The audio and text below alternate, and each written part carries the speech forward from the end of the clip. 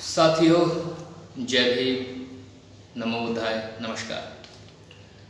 मैं सतीश बौद्ध आप सभी के बीच में उपस्थित हुआ हूँ और बड़े ही खुले विचारों से एक विशेष मुद्दे के ऊपर अपनी राय प्रकट करना चाहता हूँ। जैसे कि पिछले एक दो रोज़ों से जातिवाद और रिजर्वेशन को लेकर के मुद्दा बड़ा गरमाया हुआ है। विशेष रूप से बॉलीवुड की एक अदाकारा श्रद्धा कंगना रनौत जी ने जिस तरह से बड़ी ही बेबाकी से अपने विचार प्रकट किए हैं, तो मुझे उसमें कहीं ना कहीं राजनीतिक बू आती दिखाई देती है।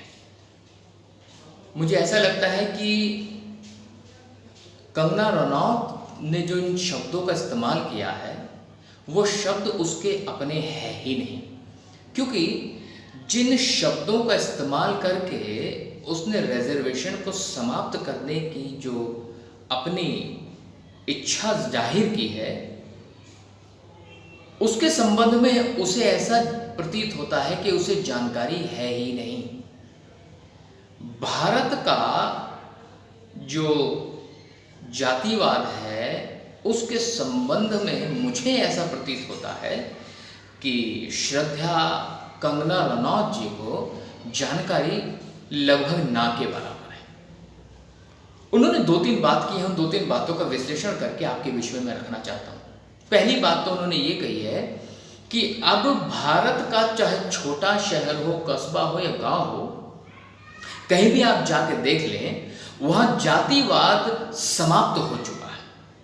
अब जातिवाद जैसी कोई चीज रह नहीं गई है। एक बात तो ये कही है। दूसरी बात उन्होंने कही है कि जातिवाद केवल और केवल इसलिए जिंदा रखा गया है क्योंकि कुछ लोगों को रिजर्वेशन चाहिए, और ये रिजर्वेशन की व्यवस्था भारत के संविधान में की गई है, लिहाजा इस व्यवस्था को समाप्त कर देना चाहिए। तो ये मुख्य रूप से दो बातों के बारे में चर्चा इस महिला ने की है। चूंकि महिला है, मैं उनका पूरा सम्मान करता हूँ और इस दृष्टि से मैं अपनी बात रखना चाहूँगा। पहला पॉइंट तो यही है कि उन्हें ऐसा लगता है कि भारत में जातिवाद समाप्त हो गया है। तो मैं उनसे कहूँगा कि अगर आपको जानना है कि भारत में जातिवाद है अथवा नहीं है, तो आप सवेरे सवेरे जब उठें तो हिंदी समाचार पत्र या फिर अंग्रेजी समाचार पत्र ज़रूर पढ़ना शुरू करें, जिसमें साफ साफ बड़े बड़े शब्दों में एडवर्टाइजमेंट लिखा होता है कि ब्राह्मण युवक के लिए ब्राह्मण युवती चाहिए या क्षत्रिय युवक के लिए क्षत्रिय युवती चाहिए, या विभिन्न जाति से संबंध रखने वाले पुरुषों को और महिलाओं को, महिलाएं अथवा पुरुषों की आवश्यकता है विवाह संबंध के लिए। तो उनकी आंखें खुल जाएंगी कि अखबार में जब इस तरह के एडवर्टाइजमेंट आते हैं तो वो इस बात का द्योतक है, इस बात का परिचायक है कि भारत में जातिवाद बदस्तूर जारी है। केवल जातिवाद अखबारों में ही नहीं, ये केवल एक उदाहरण दिया है मैंने। जब आप छोटे शहर या बड़े शहर या कस्बों में जाते हैं तो शादी विवाह का बंधन होने से पहले लड़का हो या लड़की हो, उसकी जात बिरादरी और उसकी गोत्र तक पूछी जाती है। अगर जाति मैच नहीं करती है तो विवाह संबंध स्थापित नहीं किए जाते। ये एक बहुत बड़ी सच्चाई है। और ये महिला कह रही है कि भारत में जातिवाद है ही नहीं। क्या भारत का रहने वाला ब्राह्मण सामाजिक स्तर पर शूद्र के बेटे से अपनी बेटी का विवाह कर देगा? क्या रोटी बेटी के संबंध स्थापित होने शुरू हो गए हैं?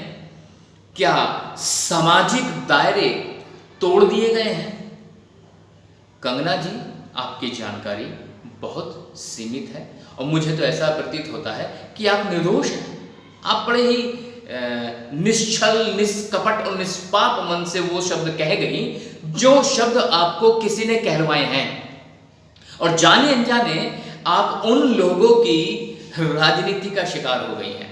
तो मेरा पहला सुझाव ये रहेगा कि अगर आप किसी मुद्दे पर अपनी बेबाक राय देना चाहती हैं तो आपका स्वागत है, आप उसका अध्ययन करें और अध्ययन के आधार पर सही बात को सही ढंग से कहें, तो यकीनन हम सब आपके द्वारा कही गई बात का सम्मान करेंगे। लेकिन बिना अध्ययन के किसी के इशारे पर कोई बात कह देना समाज में उहापोह और उठापटक की स्थिति पैदा कर देता है।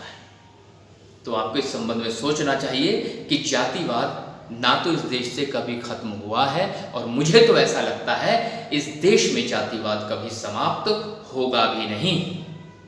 क्योंकि जब राम मंदिर बनाने के लिए एक समिति का गठन होता है और भूमि पूजन किया जाता है, तो भूमि पूजन में भारत के प्रथम नागरिक, तीनों सेनाओं के अध्यक्ष, भारत के राष्ट्रपति को इनवाइट नहीं किया जाता। इसे कहते हैं जातिगत दुर्भावना। जब उत्तर प्रदेश की गद्दी पर माननीय अखिलेश यादव जी और उनसे पहले माननीय बहन जी मायावती जी सत्ता आसीन थी उत्तर प्रदेश में, तो योगी आदित्यनाथ ने अपने मुख्यमंत्री बनते ही मुख्यमंत्री आवास को गंगा जल से धुलवाया था, गाय के पेशाब से धुलवाया था, घर का शुद्धिकरण करवाया था। इसका मतलब क्या होता है? क्योंकि उस जगह शूद्रों का वास था, पिछले 10 सालों से शूद्र उसमें रह रहे थे, तो लिहाजा योगी आदित्यनाथ को वहां का शुद्धिकरण कराना अति आवश्यक महसूस होने लगा। इसे कहते हैं जातिगत दुर्भावना। बिहार में, राजस्थान में, उड़ीसा में, यहां तक कि उत्तर प्रदेश में दलित महिला का बलात्कार करके उसे निर्वस्त्र घुमा दिया जाता है। इसे कहते हैं जातिगत दुर्भावना। और आप कहती हो कि भारत में जाति है ही नहीं।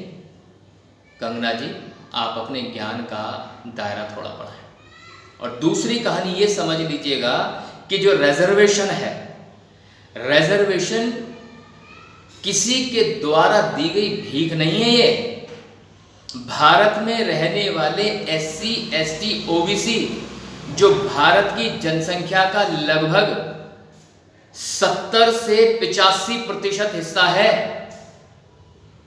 इतनी बड़ी संख्या है इन लोगों की जिन्हें सामाजिक स्तर पर पिछाड़ा गया है, जिन्हें शिक्षा से दूर रखा गया था, जिन्हें रोजगारों से, व्यापारों से दूर रखा गया था, जिन्हें धार्मिक कर्मकांडों से दूर रखा गया था, जिन्हें सामाजिक व्यवस्था में दोयम दर्जे का बनाकर रखा गया था, जिन्हें केवल इसलिए रखा गया था कि इनसे केवल और केवल सेवा करवानी है।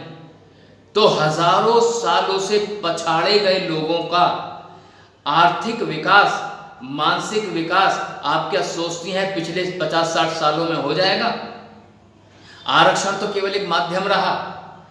और आरक्षण, आप ये कहती हो कि जो आरक्षण मिलता है उसकी वजह से अयोग्य लोग आप ऊपर आ जाते हैं। मैं ये कहता हूं, इतने सारे उदाहरण पेश कर सकता हूं मैं कि जब भारत में मेडिकल साइंसेज में कैंची का पेट के अंदर भूल जाने की घटना हुई तो वो आरक्षण वाला डॉक्टर नहीं था, वो डॉक्टर सवर्ण था।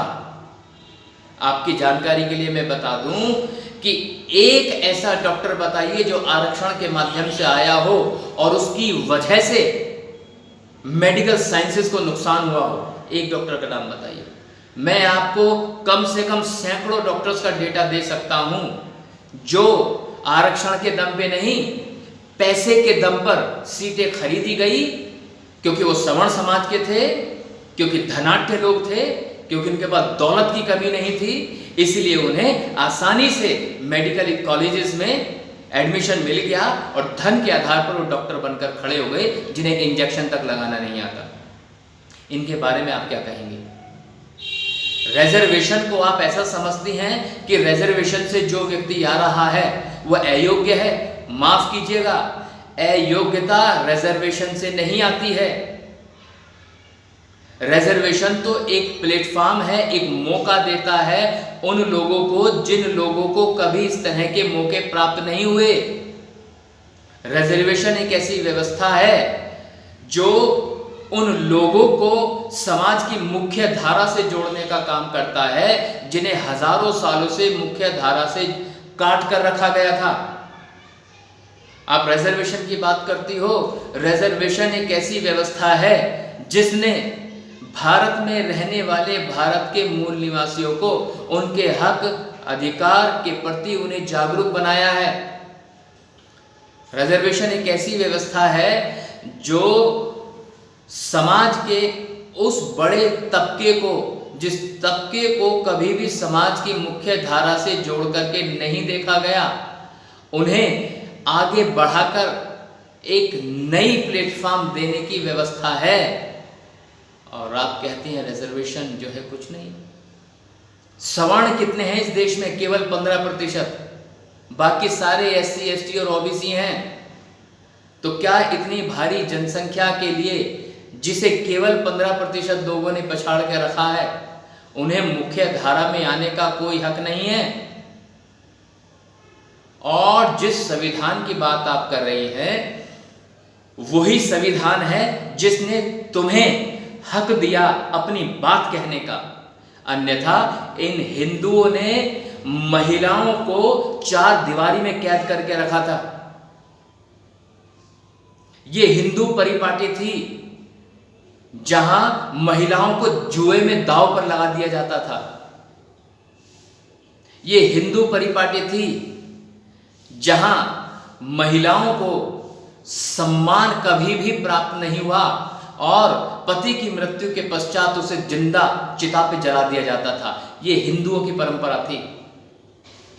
ये हिंदुओं की ही परंपरा थी जिन्होंने महिलाओं को शस्त्र उठाने की बजाय अपना सर उठा करके दुश्मन का कलेजा चीरने की बजाय ये सिखाया कि अग्निकुंड में जाके डूब जाओ और आग की लपटों में अपना जीवन नष्ट कर दो, अपने आप को जला के मार दो। जोहर प्रथा पैदा करने वाली ये हिंदू व्यवस्था थी जिसने नारी के अंदर छिपे हुए उस अस्तित्व को ही समाप्त कर दिया। नारी तलवार उठा सकती थी, उसे हक दिया तो जाता, लेकिन हक नहीं दिया गया। और आप एक नारी होकर के, जिस संविधान ने आपको इतने बड़े हक और अधिकार दे दिए, आज आप अपनी बात को पूरी पुरजोर तरीके से कह रही हैं, आप उसी संविधान में टीका टिप्पणी कर रही हैं। आपको शर्म आनी चाहिए। आपको भारत के लोगों से माफी मांगनी चाहिए। आपको इस संबंध में सोचना चाहिए कि आप किसी दूसरे के हाथ का खिलौना ना बने। आपको अगर अपनी बात कहनी है तो विद्वत्ता के आधार पे कहें, अध्ययन के आधार पे कहें, अच्छी समझ के आधार पे कहें। आपकी बातों का, आपका पूरा मान सम्मान रखा जाएगा। लेकिन अगर आप बीजेपी RSS की विचारधारा से प्रभावित होकर के मनुवादी विचारधारा को थोपने की कोशिश करेंगे तो ये हम कतई बर्दाश्त नहीं करेंगे। तो मैं उम्मीद कर रहा हूं कि आपको मेरा संदेश जरूर मिला होगा। इन्हीं शब्दों के साथ मैं आप सभी से विदा लेता हूं। जय भीम।